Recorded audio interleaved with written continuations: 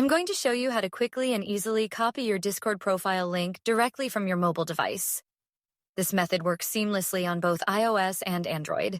First, open the Discord app on your phone. Tap on your profile picture in the bottom right corner to open your settings. Then, tap the gear icon in the top right corner to access the full settings menu. Once in your settings, scroll down to the advanced section. Enable developer mode if it's not already turned on. Now, go back to any chat in Discord. Tap on your profile picture in the chat window. A pop-up will appear with your profile details. Tap the three dots in the top right corner of the pop-up and select Copy User ID. Once you've copied your user ID, exit the Discord app and open a Notes app or text editor on your phone. Type this link, discordapp.com, chart users, and paste your user ID at the end. That's it. You now have your custom Discord profile link ready to share with friends, gaming partners, or anyone who needs it.